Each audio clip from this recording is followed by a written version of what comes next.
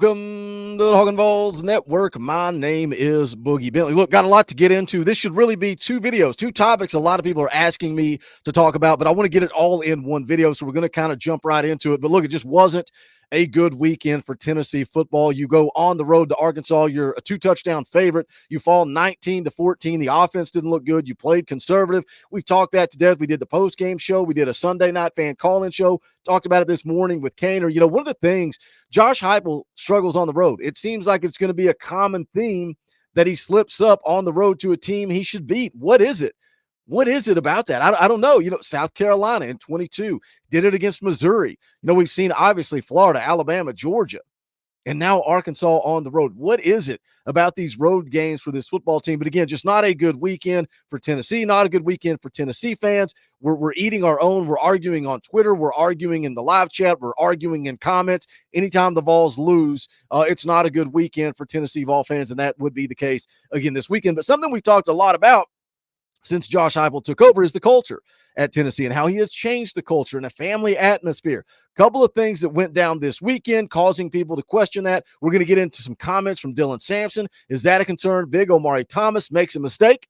We're going to talk about that. And then also, what's going on with Lance Hurd? We're going to get into it all. Is this a problem or is it not? We're going to talk about it. But as always, I need you guys to do the YouTube stuff. Smash the thumbs up just below the video. It is quick, free, easy, and it helps the channel. I would appreciate it. If it's your first time here, welcome to the Talkin VAWLS Network. We're not experts here. We're not insiders. We're not media. We don't have the inside scoop. We're simply speculating. We are fans doing what fans do. That's what this channel is all about. If you like it, make sure you subscribe, click the bell for notifications. You won't miss out when we go live or when we drop a video. Had a live stream this morning with Eric Kane of VolQuest.com and Locked On Vols. If you missed it, go back, give it a watch. Also, we'll be live tomorrow night, Tuesday night, every Tuesday at 6:30. We come on here and we play video games. We play EA Sports College Football 25. Now, you guys in the chat have the opportunity to come on and go head-to-head with me.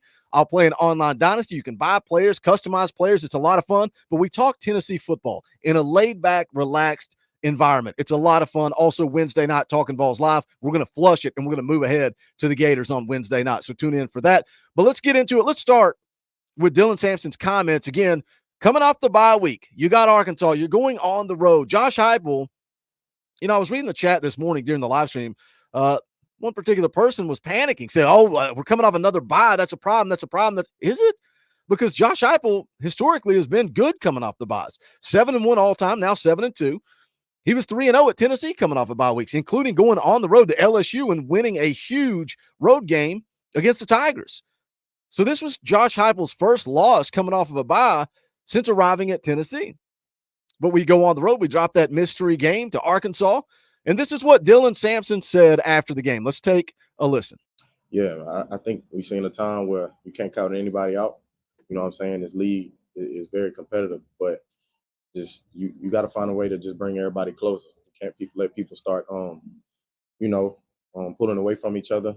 You go back and look at, probably some of our actions. Probably we were a little lackadaisical with that bye week, taking things for granted, So, I mean, I told my team already in the locker room, it's just, we can't take those things for granted. We can't just flip a switch on. So, you know what I'm saying?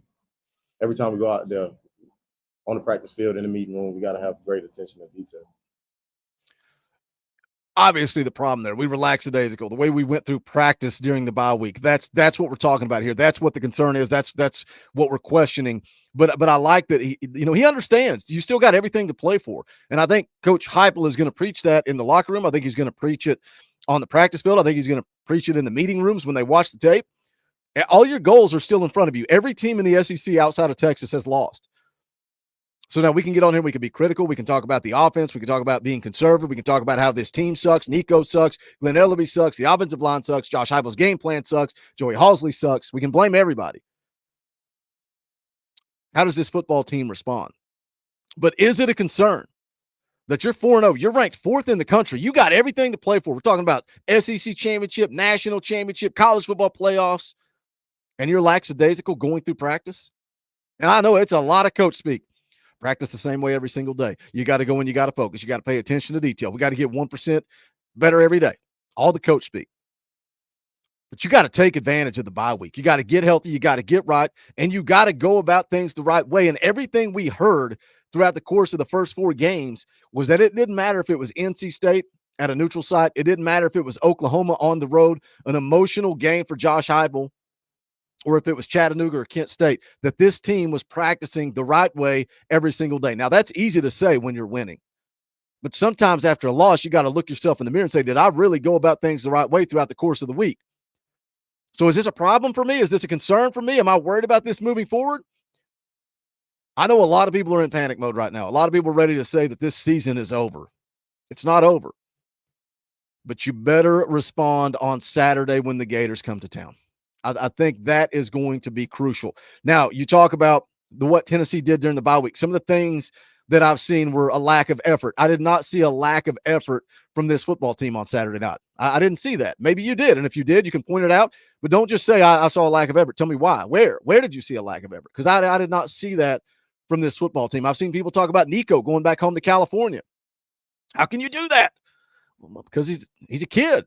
He's got family. He wants to go home. That's normal. That is normal for college football to get the weekend off during a bye to go back home. That's normal. That's not some crazy new thing. So Nico going back to California. I saw people talking about the Players Lounge. Jake Merklinger, Gaston Moore talking about going back home for hunting trips. That's normal. That's not a problem. That's not a concern. That's not a red flag. Dylan Sampson saying maybe we didn't practice the way we should have. That's a little bit of a concern. How do you respond? Now it's gut check time. It's time to look yourself in the mirror. How do you respond? All the stuff about Lance Hurd. Lance Hurd looked awful on Saturday night. So speculation and rumors on Twitter about Lance Hurd and his agent telling him to sit out. We don't want to put bad tape, getting cleared by the medical staff. Is that true? Is it not? I don't know. That's speculation. None of us have that as factual information. If you're going to sit out, if you're going to let your team down, then when you come back on the field, you better step up. You got owned on Saturday night. It's gut check time for you, Lance Hurd. Gut check time. How does he respond? This entire team's got to show up on Saturday when the Gators come to town. The second subject that I want to talk about, because everybody's talking about it, but I really didn't want to highlight it in one specific video, but we'll talk about it here. Most of you guys have probably seen it. This is after the game. Fans stormed the field at Arkansas, and you can see big Omari Thomas takes a man to the ground right here in the middle. We're going to let it play a couple of times. Keep your eyes right here. Omari Thomas trashes this dude, grabs him by the back, throws him down. Now, the big concern for me, one, this poor cheerleader right here gets taken out. She's a casualty. She's in the background minding her own business. She goes down. That's a problem. That's a problem. Initially, when I saw this, grabs the dude, my first question is, what did this guy say or do? Right? What did he say or do? And we're reminded, right? We're reminded of the Jermaine Burton situation. Now, I'll go ahead and be a hypocrite. I see Omari Thomas put his hands on another man. I ask why. Like, what happened? What's going on? I see Jermaine Burton pie-face a female. That's a problem. You don't put your hands on women. If two dudes got an altercation, they get into an altercation, they got some type of beef, whatever. What's going on? I want to know what's going on. Is it right? Am I supporting this? No. Different. You don't put your hands on women. So now the question is, what do? Do you suspend big Omari Thomas? Obviously, other fans are going to jump in and say, yeah, suspend him. You got to suspend him. You got to can him. They're going to say, you guys wanted Jermaine Burton suspended. Yeah, because he put his hands on a female. Call me a hypocrite. What did Nick Saban do to Jermaine Burton? His quote, I don't know how many of you have ever been in this situation like that. I talked to him. He was scared. I was scared. Jermaine Burton was casually walking off the field and put his hands on a female. Some of our other players were scared. I think you learn to respect other people because we have a responsibility to do that regardless of the circumstances that we're in. Nick Saban didn't suspend Jermaine Burton. The SEC didn't suspend Jermaine Burton. Guess what? Omari Thomas does not deserve to be suspended. Nope. If you're not going to suspend Jermaine Burton, then Omari Thomas deserves to play on Saturday. Was he wrong? Yes. Don't put your hands on other people. Don't put your hands on other people. Does he deserve to be suspended? Absolutely not. Also, Omari Thomas took it another step. He apologized, says, I apologize for my actions during the chaotic postgame scene.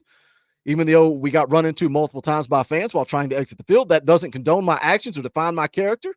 I sincerely apologize. I wish Arkansas and their fans all the best. Big O. Class act. Admit when you do something wrong. I don't seem to recall that from Jermaine Burton. So I know this is a hot topic, big talking point over the course of the weekend. Do I think Omari Thomas should be suspended? Nope, absolutely not. If you're not going to suspend Jermaine Burton for putting his hands on a female, then Omari Thomas doesn't need to be suspended either. That's my thoughts. You guys can give me your thoughts. Jump in the comment section. Let me know, what do you think of all this? Is this a problem? Or the comments from Dylan Sampson, is that a problem? How do the Vols respond on Saturday? Let's talk about it. As always, make sure you smash the thumbs up on the way out the door. Go check out the official merchandise of the Talkin VAWLS Network. You can go to bonfire.com/store/Talkin VAWLS. Also, think about joining the channel for the fans, by the fans, also fan funded. The reason I'm able to do a morning show with Kaner, a morning show with Coach Jay, and continue to make videos throughout the day is because of you guys that financially support this channel. You can do it by hitting the join button. That's just $1 a month. The more you give, the more you get. We do fan call-in shows on Sunday night. Had a great one last night. A great one. Let you guys come on one at a time. Had a five or so minute conversation. Great fan call-in show. That's the way we're going to do it moving forward. Saturday, an hour before kickoff. Same thing. Fan call-in show. You like that, want to be a part of it. The more you give, the quicker you get on to that.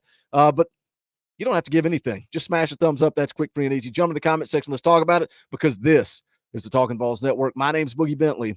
Go Big Orange.